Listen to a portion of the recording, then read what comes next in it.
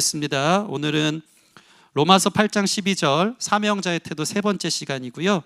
빚진 자의 마음이란 주제로 말씀 나눌 건데요. 우리 뜰 헌신 예배여서 이렇게 짧게 본문을 준 적이 있을까 싶을 만큼 나오는 시간이 더 걸릴 것 같긴 합니다. 우리 성준 형제, 양성준 형제가 로마서 8장 12절 봉독해 올리도록 하겠습니다.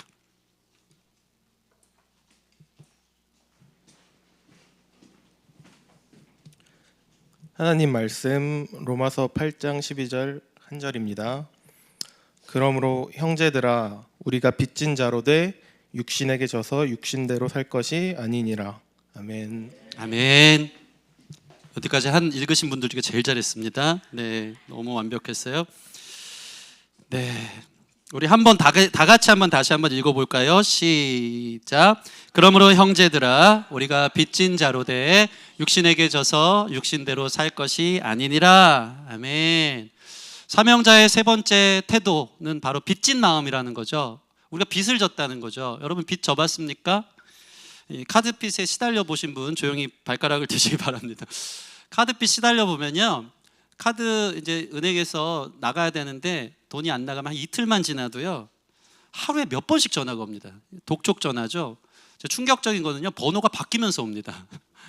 안 받으면 다른 번호로 돌려서 오면서 왜 돈 안 내냐, 왜 돈 안 갚냐 하는 독촉 전화가 옵니다. 그러면 독촉해 오면 이 사람 마음에 무슨 생각이 들까요? 제일 시급한 게 빨리 빚 갚는 일이다, 카드값 메우는 일이다. 그게 제일 급한 일인 겁니다. 발등에 불 떨어진 것처럼 갚아나가기 위해서 그 일이 제일 중요한 것이 되어지는 것이죠.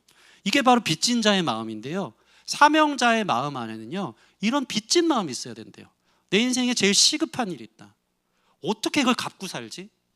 당장 갚아야 되는데 하는 무엇인가의 독촉에 시달리는 듯한 이 마음이 사명자의 태도요 마음이라는 것입니다. 오늘 말씀을 통해 사명자에게는 왜 이런 빚진 마음이 있어야 되나요? 사명 따라 살아가기 원하는 자들 안에, 특별히 빚진 자의 마음에 사명자로서의 엄청난 원동력을 주거든요. 왜 빚진 마음이 나의 삶을 이끌어가는 데 힘이 되나요? 함께 좀 찾아보고 나눠보는 귀한 시간 되기를 원합니다. 오늘 저희가 읽은 본문은 사도 바울이 썼는데요, 로마서 8장 12절 보면 그러므로 형제들아 우리가 빚진 자다 라고 먼저 선언하고 있습니다. 바울은요 자신의 모든 사명을 감당할 때 빚진 마음으로 했더라고요. 어디에 빚졌습니까? 예수님께 빚졌다는 거죠. 복음에 빚졌고 은혜에 빚졌다라는 것입니다. 여러분, 복음에 빚졌다는 게 무슨 의미입니까? 여러분, 복음에 빚진 사람 아닙니까? 복음은 뭡니까? 내가 죽어야 할, 죄로 인해 내가 죽어야 할 생명을 예수님의 생명으로 대신한 거 아닙니까? 그러면 우리는 예수님의 생명에 빚진 사람이 되는 거기 때문에 내 몸을 나를 위해서 사는 게 아니라 그 생명값의 그 빚의 채무를 감당하기 위해서 내 몸을 아낌없이 드릴 수 있는 태도가 나와야 된다는 것이 이 사도 바울이 갖고 있는 사명자의 마음인 것입니다. 죽을 우리가 예수님 때문에 살았으니까 다른 보상이 뭐가 필요해? 다른 보상 없어도, 내가 이걸 한다고 돈을 못 벌더라도, 다른 사람들에게 인정받지 못하더라도 주님이 날 위해 죽으셨기 때문에 나의 생명을 값없이 드려서 그 빚을 탕감해야 되겠다, 은혜를 많이 받은 만큼 그 은혜를 보답하는 삶을 살아야겠다라는 것이 그리스도인들 안에 일어나는 엄청난 성화된 삶의 모습이라는 것입니다. 여러분 안에 이런 빚진 자의 의식이 있습니까? 바울은 지금 얘기합니다. 빚진 자의 삶과 정반대의 삶은 뭡니까? 육신에 따라 사는 삶이라는 거죠. 오늘 본문 한번 보여주시겠습니까? 로마서 8장 12절 다시 한번 읽겠습니다. 시작. 그러므로 형제들아 우리가 빚진 자로 돼 육신에게 져서 육신대로 살 것이 아니니라. 빚진 자가 아니라면 우리는 육신대로 살아가는 사람이 된다는 겁니다. 육신에게 져서 육신대로 사는 삶은 뭘까요? 욕심 따라 사는 거예요. 욕심이 잉태한 즉 죄를 낳고, 죄가 장성한 즉 사망을 낳습니다. 근데 로마서 6장 이 앞구절을 보면요, 육의 생각은 사망이라는 거예요. 즉 육의 근원은 자기 욕심을 따라 자기 삶밖에 없고 나만 채우려고 하는 삶이라는 것입니다. 근데 이것과 전혀 다른 마음은 빚진 자의 마음이에요. 뭡니까? 나는 이미 받았기 때문에 나를 채울 게 없다는 겁니다. 내게 모든 것을 주신 주님 앞에 내 모든 것을 드리는 삶이지, 육에 속한 사람, 육신에 져서 사는 사람은 내가 중요해, 날 더 채워야 돼, 내가 높아져야 돼, 내가 성공해야 돼, 나밖에 모르는 삶이라는 것입니다. 완전 달라요. 빚진 자는 되게 빈궁한 삶이구나, 그게 아니고 이미 내 안에 모든 은혜를 주님이 주셨기 때문에 부유한 삶인 거예요. 아멘. 그 부유한 삶이 있기 때문에 그 은혜가 너무 귀해서 다시 한번 주님께 내 생명을 드리는 그 의식인 거죠. 그렇지 않고 육에 속한 사람의 삶은 너무나도 빈곤한 삶을 사는 거예요. 더 세워야 돼, 더 인정받아야 돼, 더 성공해야 돼, 더 사랑받아야 돼. 이게 육계에 속한 사람의 모습이라는 것입니다.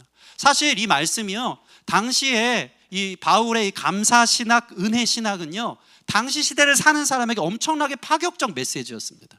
당시 로마 시대의 이 신론, 이 신과는 어땠습니까? 로마의 신화들을 여러분 아시잖아요. 그리스도 로마 신화를 보면 신이 있습니다. 근데 신이요, 사람을 만들어 놓긴 하는데 신이 멀찌감치 그 사람을 던져놓고 내동댕이 쳐놓고 멀리서 방관하는 신들이에요. 자기의 삶이 있어요. 자기의 사랑 스토리가 있어요. 하늘의 이야기가 있죠. 인간은 그냥 만들어 놓고 방치하는 것들이 로마 신화입니다. 그러면 이 사람들은 뭡니까? 내 스스로 살아야 돼요. 내가 성공해야 돼요. 나 스스로 자립해야 돼요. 이런 마음들이 있다 보니까 바울이 얘기하는, 너는 이미 받았어, 너는 이미 예수님으로 충만해, 너는 이미 모든 것을 받은 사람이야, 이런 얘기를 들을 때 엄청난 세계관에 혼란이 왔던 거예요. 난 지금 빈해서, 나는 없어서 더 세워야 되는데 이미 받았다고? 그런데 바울 사도의 이 말을 통해서 사실은 당시에 많은 사람들이, 여러분 한번 생각해 보세요. 아무것도 없고 나를 세워, 나밖에 없어, 누구도 믿을 사람이 없어, 내가 성공해야 돼, 이런 사람들 안에는요, 감사의 마음과 은혜의 마음이라기보다는 피해 의식과 그리고 여러 가지 비교 의식만 있을 겁니다. 여러분들이요, 빚진 자의 의식이 있기 전에 하나님께 감사함에 이것들이 수반되지 않으면, 모든 것 주님으로부터 이미 채워졌다, 감사한 사람은 넉넉합니다. 그 이미 주셨기 때문에 그 빚을 갚기 위해 살아가는데요, 이미 내 안에 없는 것이 충만하다고 생각하는 사람은요, 뭘 주셔도 섭섭하고 피해 의식이 많고, 나 하나님 안 채워주셨잖아요, 하나님 내 삶에 도와주신 거 없잖아요, 나 혼자 살도록 나를 내동댕이 쳐놨잖아요. 피해 의식과 비교 의식만 있는 사람인 거예요. 피해 의식과 비교 의식으로 사는 사람은 지옥 같은 삶을 살 것이고요, 육신에 속한 사망의 삶이고요, 하나님께서 이미 채워주셨다는 것을 갖고 이 마음이 너무 넉넉해서 주님을 위해 내 생명을 드립니다, 주님이 맡기신 일을, 주님이 날 위해 몸을 주셨기 때문에 내 몸을 내동댕이 치면서까지 하나님께 올려드립니다 하는 이 사람의 삶에는요, 사실 엄청난 부요함과 채움이 그 안에 있기 때문에 그 사람의 삶이 천국이 될 수 있다는 것입니다. 사도 바울은 이것을 당시 로마 사회와 로마 교회에 엄청나게 파격적으로 전한 신학인 겁니다. 여러분, 이미 하나님의 은혜가 충만한 줄 믿습니다.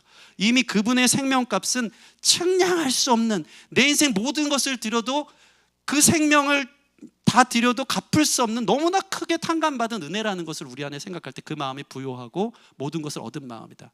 감사할 수 있는 이 가을, 또 이 예배가 되어지기를 원합니다. 사도 바울은 그래서 이것을 우리에게 깨닫게 하려고요, 고린도전서 4장 7절에 이런 말을 하고 있습니다. 4장 7절, 이 말씀이 우리에게 울리기를 원합니다. 같이 읽겠습니다. 시작. 누가 너를 남달리 구별하였느냐? 받지 아니한 것이 무엇이냐? 내가 받았은즉 어찌하여 받지 않은 것 같이 자랑하느냐? 자기 힘으로, 자기 자랑으로 내가 얻은 것처럼, 그게 아니다. 너 구별된 거 누가 구별시켰니? 너가 있는 것 중에 받지 않은 게 무엇이 있냐? 여러분 한번 생각해 보세요. 여러분 인생에 받지 않았다는 것이 어디 있습니까? 우리는 다 받은 것 아닙니까? 놀라운 그분의 구원의 은혜를, 생명을 우리가 받은 줄 믿습니다.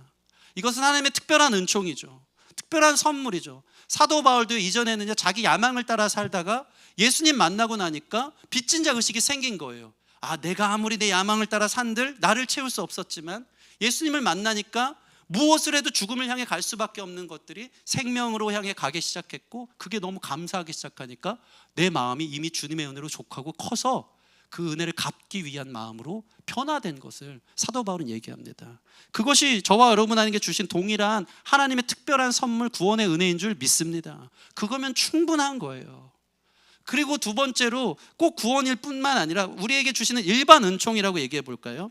일반 은총만 봐도 하나님이 우리에게 너무나 많은 것들을 주신 것을 보게 됩니다. 우리 삶에 받지 아니한 게 없어요. 여러분, 인간은 참 신기합니다. 너무 재밌습니다. 저는 요즘 제가 나이가 들어서 그런지 몰라도 20대도 아직 다 크지 않았다, 너무 어려 보이고 이게 아직 온전히 성숙하지 않았다라는 생각들을 합니다. 사람이 언제쯤 장성할까요? 30살쯤 되면 자기 혼자 자립해서 정말 자기 삶을 살까요? 부모가 볼 때는요, 제가 45인데요, 우리 어머니는요 아직도 저를 애기라고 부릅니다. 제가 그렇게 어려 보이고요, 그렇게 좀 허접해 보이고, 그렇게 눈물밖에 날 수밖에 없을 만큼 너무 걱정이 되나 봐요. 사람은요 태어날 때부터요 인간의 그 부모의 양육과 온전한 관심과 사랑을 받지 않으면 자랄 수 없게끔 하나님이 만드셨더라고요. 사람은요 동물이 아닙니다. 사람처럼 연약하게 태어난 존재가 어디 있습니까? 초식 동물은요 태어나자마자 1시간 만에 4발로 지가 걷습니다.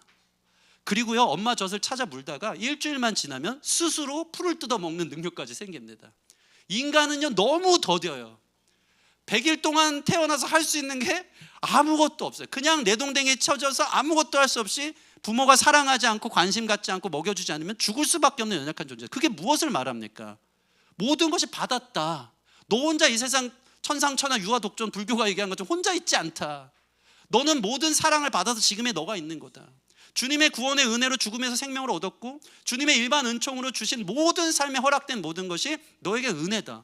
그럼 우리는 어떻게 해야 됩니까? 그 사랑이 너무 크니까 빚진 자 의식으로 주님이 맡기신 일들을 감당해야 되는 사명자가 될 수밖에 없다라는 것입니다. 인간은요 태어나서 할 줄 아는 게 없더라고요. 제가 한번 생각해 봤어요.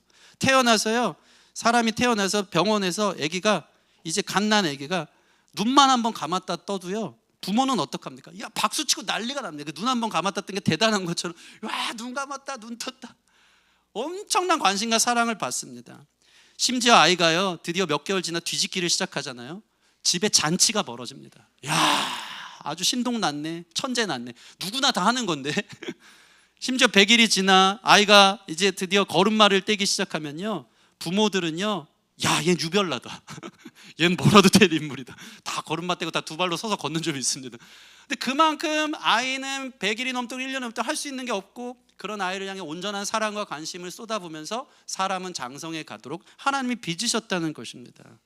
그것은 무엇입니까? 우리는 나 스스로 클 수 없는 너무 나약한 존재, 우리의 모든 삶은 하나님으로부터 받지 않은 게 없다는 것을 깨닫고 무엇을 말하고 있습니까?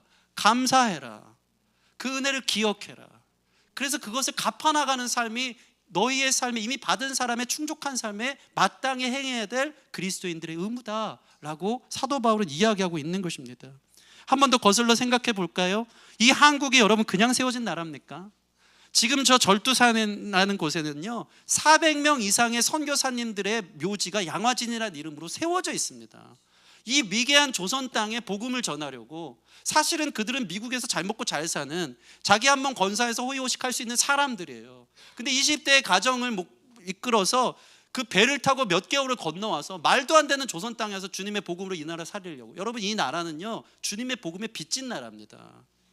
제가 지난주에 10월 27일 연합예배를 드리는데요 끝나고 나서 우리 사모님이 그런 얘기 하더라고요. 우리나라는 진짜 특별한 나라 같다. 그렇습니까? 여러분 미국도 무너지고 영국도 무너지고 동구 유럽들이 다 무너진 이 문화 성혁명 속에서 왜 하나님은 우리나라를 이렇게 특별히 사랑하셔서 전무후무한 100만 명이 저 광화문 광장에 모여서 이것을 막아달라는 거룩한 방파제 역할을 하며 기도할 수 있는 민족이 됐나요? 정말 특별한 거 아닙니까? 기적입니다. 어떤 단체가 그렇게 모일 수 있나요? 제가 지난주에 이 예배를 드리고 나서 여러 댓글들 여러분도 관심 있게 봤을 거예요. 너무 감사한 건 사회에서도 고맙다고 하더라고요. 언론은 그렇지 않지만 언론은 제대로 보도 안 하고 교통 혼잡만 있었다. 저는 경찰 통계가 제일 이해가 안 됩니다. 아니 신청자가 60만이 넘는데 경찰 통계에 의하면 12만 명밖에 모이지 않았다.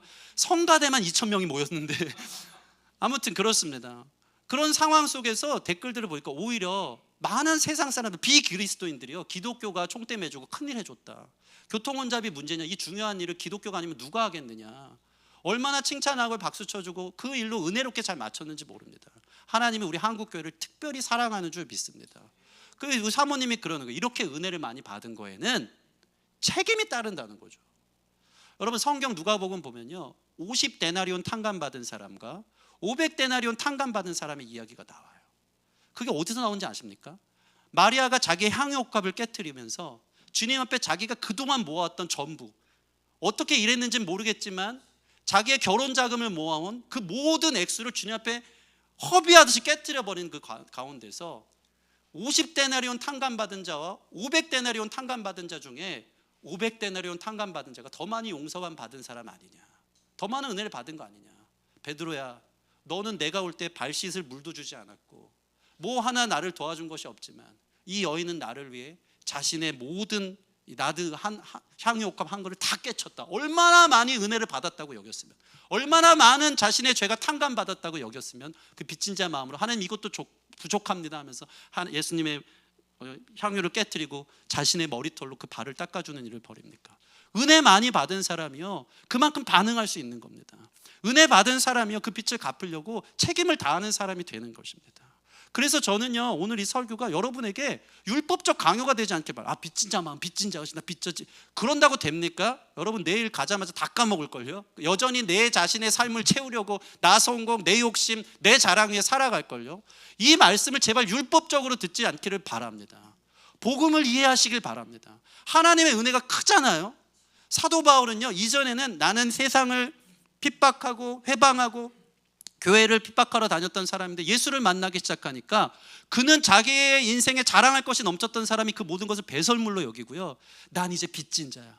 헬라인이나 야만인이나 이 로마인이나 히브리인이나 모든 유대인이나 이 사람들에게 난 빚졌어. 난 그들에게 거저 주실 생명을 전해야 돼 하면서 그 대단한 사람이 나는 죄인 중에 괴수예요. 하나님 은혜 아니면 살 수 없어요. 그 은혜가 있으니까 더 감사한 거예요. 더 벅찬 거예요. 자기를 낮출수록 이런 나에게 주신 하나님의 은혜가 커지니까요, 그는 감격하면서 빚진 자 의식을 갖고 자신의 사명을 죽기까지 주님께 드릴 사명을 목숨을 바쳐서 드리는 것을 보게 된다는 것입니다. 여러분 그 사랑과 가치에 눈을 뜰 수 있는 저와 여러분 되어지기를 원합니다. 저는요, 음수사원이라는 사자성어를 좋아합니다. 음수사원, 물을 마실 때 음수사원, 그 근원을 생각하라. 물 한 잔을 마셔도요, 그 근원을 생각하는 사람은요, 이게 어디서 왔지? 거저 받은 게 아니구나. 은혜를 모르잖아요. 하나님이 얼만큼 그 생명을 주셨는지 모르는 사람은 구원은 정말 구원의 동전 구원도 안 되는 가치밖에 못 여길 거고, 하나님 주신 은혜를요, 자기의 권리와 호의로만 생각할 것입니다. 그러나 음수사원, 이 물 한 잔을 먹을 때도 이 물이 어디서부터 왔지? 하나님 은혜구나, 괜히 오는 게 아니구나 생각하는 사람은요, 빚졌지, 그냥 온 거 아니지, 이 물 한 잔 대접하기에, 이 물 한 잔 만들기에 수고한 사람들이 있지, 그러면서 그 근원을 생각하며 감사한다는 것이죠. 여러분의 삶의 동기가 하나님의 은혜가 되기를 원합니다. 하나님의 채우신 구원의 역사의 감격과 감사가 있기를 원합니다.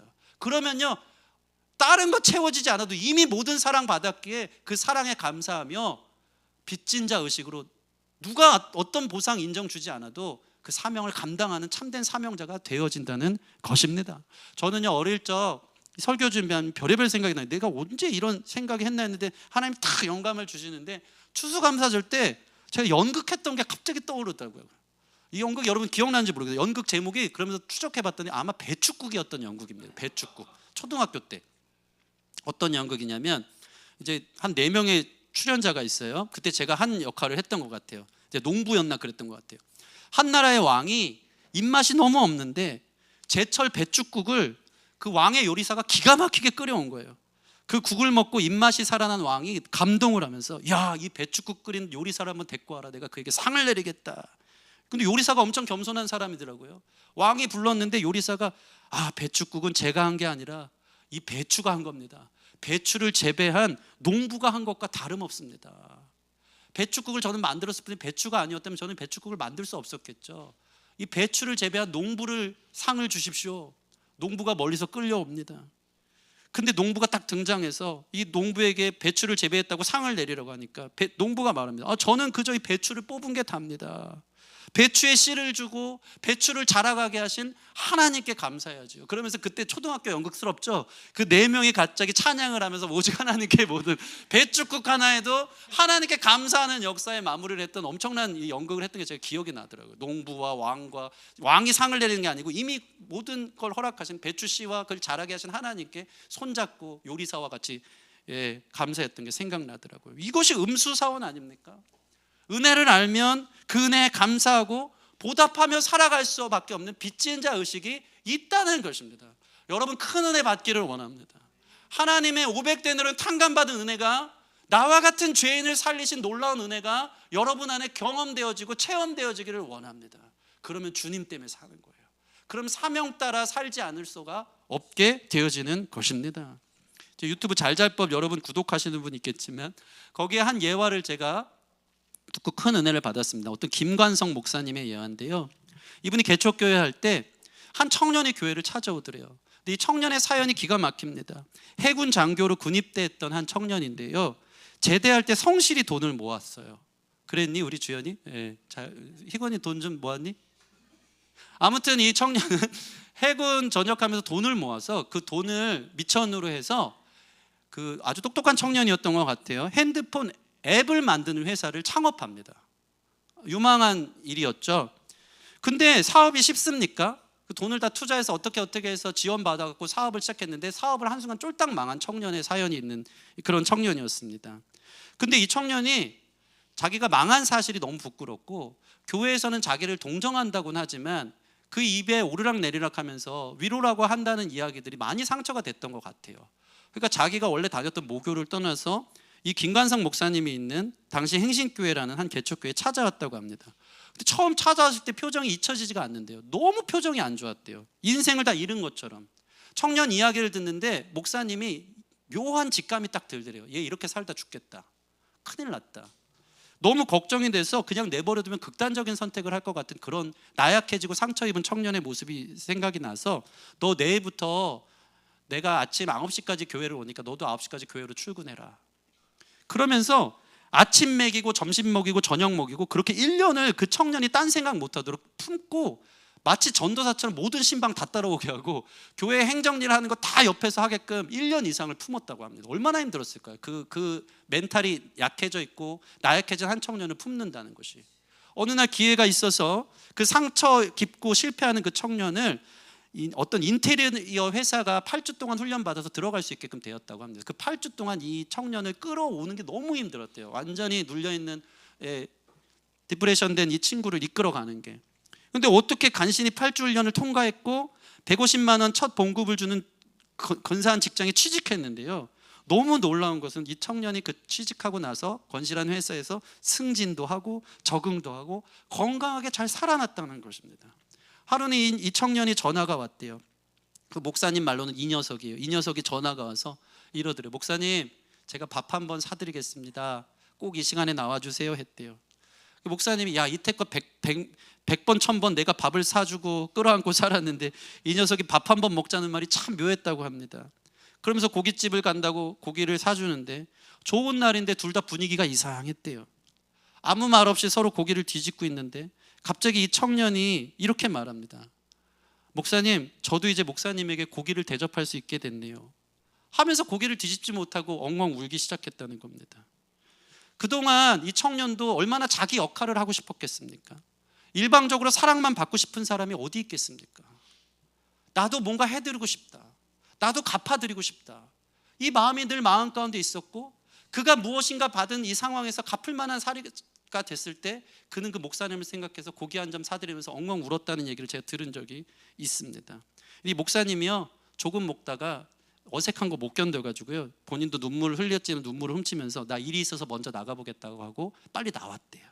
근데 이 친구가 음식을 계산 다 하고 저 멀리 있는 목사님을 향해 막 뛰어와서 목사님 부르더니 호주머니에 봉투를 하나 딱 넣더래요. 이 목사님이 보통 내공이 아니더라고요. 자기가 이 봉투를 두께만 만져도 얼마인지 안다고 하면서 봉투를 만졌는데 엄청난 액수가 들어있다고 합니다. 집에 오자마자 그 청년한테 전화했대요. 야, 이제 돈 좀 버는 녀석이 뭔 돈을 이렇게 많이 넣었냐. 근데 수화기 저편에 그 청년의 이야기가 들리지 않는데요. 뭐 하고 있나 봤더니 수화기 너머로 청년이 엉엉 우는 거예요. 목사님, 저 이거 목사님 그동안 목사님께 사랑받고 살아온 거 감사해서 그랬어요. 목사님, 저에게 꿈과 비전이 생겼어요. 목사님이 되게 개그가 있더라고요. 야, 우리 개척교회 모토는 꿈과 비전 같은 거 없다. 그게 우리 모토 아니냐. 하루라도 잘 살아라. 너 지금 제정신이냐? 조직을 배신하냐? 너 꿈과 비전 같은 거 우리 교회는 없다고 얘기하지 않았냐? 무슨 내일이냐? 오늘 하루라도 주님 은혜로 잘 살자가 우리 교회 모토인데 무슨 개떡 같은 소리를 하고 있냐? 근데 그 청년이 이렇게 말한대요. 저한테 유창한 거창한 비전과 꿈이 있는 게 아니고요. 목사님, 저 열심히 돈 모아서요, 우리 목사님 집 사드리고 싶어요. 그게 꿈이었대요. 그게 인생의 유일한 목표라고 하면서 펑펑 울더랍니다. 그리고 나서 그 후에 그 청년이 교회에서 얼마나 많은 역할을 하는지, 재정적으로나 사람들 품고 가는 그 역할들을 잘 섬기면서 그 사명을 다했던 이 청년의 이야기가 들립니다. 심지어는요, 이 목사는 행신교회 떠나고 울산에 다시 개척을 하러 간다는데 이미 결혼도 하고 집사람도 있는 이 청년이요, 목사님 집사람이랑 상의 다 끝났습니다. 울산 중구 쪽입니까 남구 쪽입니까? 남구 쪽을 하니까 남구 쪽에 집까지 사서 따라왔대요. 그러면서 평생 이 목사님의 이 든든한 오른팔이 돼서 그 은혜를, 그 1년 남짓한 청년 세대에 죽어갔던 그 은혜를 살린 그 은혜, 그것 가지고 너무 감사해서 평생 보답하면서 교회를 세우는 귀한 청년이 되었다고 합니다. 목사님, 제가 받은 사랑 평생 배신하지 않고 제가 할 수 있는 일 묵묵히 조용히 감당하며 사람들 끌어안고 살 거예요. 이게 빚진 자의 마음이에요. 이게 빚진 자의 마음. 우리 안에 그 은혜가 있지 않습니까? 우리 안에 이미 충만하게 채우신 나 같은 죄인을 살리신 무엇으로도 측량할 수 없는 그분의 사랑이 부어진 것을 여러분 깨닫기를 원합니다. 그러면 그 은혜 보답하지 못해서 나 어떻게 보답할 길 없을까? 주님을 위해서 내가 어떻게 해줄 수 있는 일이 없을까? 한몫 감당하고 싶어서 그렇게 주님 앞에 그 빚 갚기 위해 살아가는 그 마음이 사명자의 태도라는 것입니다. 지난번에 우리 신여비가 그러더라고요. 목사님, 저 기쁨의 교회를 너무 사랑합니다. 그러냐? 가족들이 교회를 찾아서 되게 이제 찾아다녔는데 드디어 한 교회를 근처 안산 근처에 잘 정착했다고 하더라고요. 그러면서 가족들이 그렇게 얘기해요. 신여봐, 우리도 이제 교회 정했으니까 너도 이쪽 교회로 마음 있으면 오렴 했대요. 그때 신여비가 당당하게 얘기했대요. 아버지, 저는 제가 사랑하는 교회가 있어요. 저는 이 교회를 떠나지 않겠습니다. 그러면서 혼자 먼 교회, 저한테 당당하게 저는 이 교회를 사랑해서 가족들 다 가도 저는 이 교회에 오겠다고 하더라고요. 그러면서 그런 얘기까지 합니다. 기억하죠? 목사님, 저 이 교회에 뼈를 묻겠습니다. 분명히 그랬거든요. 제가 속으로 생각했습니다. 야, 난 그 말 믿지는 않는다. 속으로. 야, 얘가 엄청 베드로 같구나. 입이 열렸다고 막 그냥. 그래서 제가 괜히 우스갯소리로 야, 고맙다. 이 교회 잘 지켜줘. 나는 떠날게. 그랬더니 되게 벙쳐가지고 저는 떠나도 교회에 뼈를 묻으시기 바랍니다.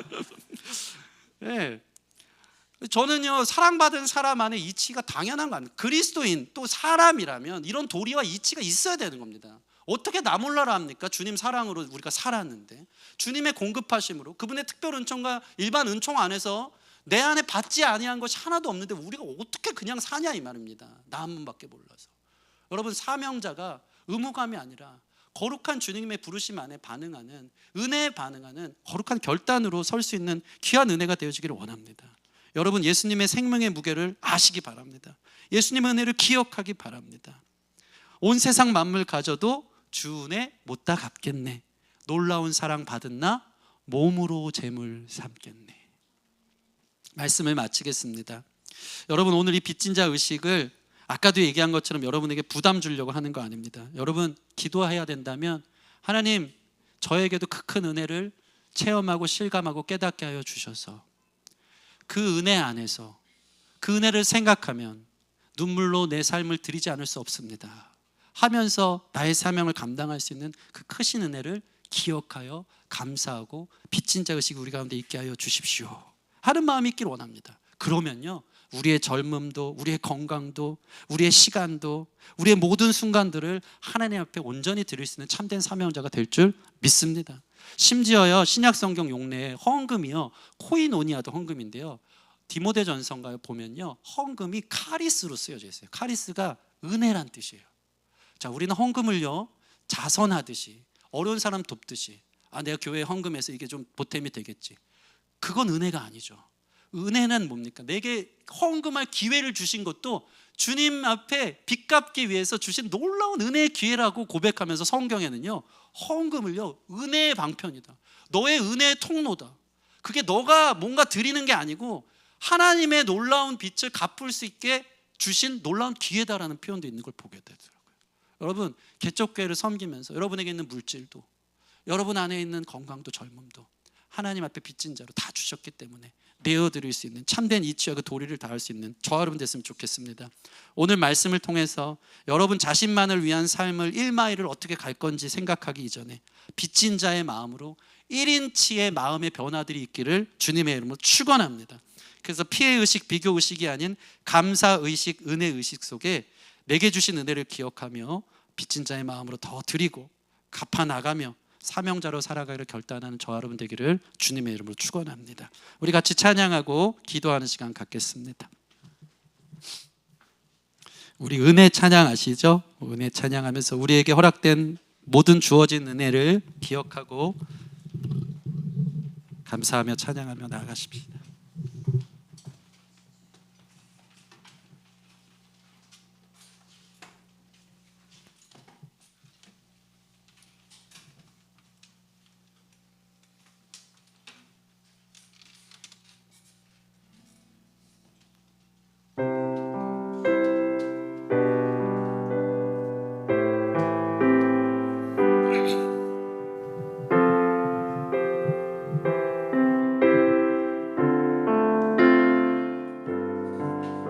내가 누려왔던 모든 것들이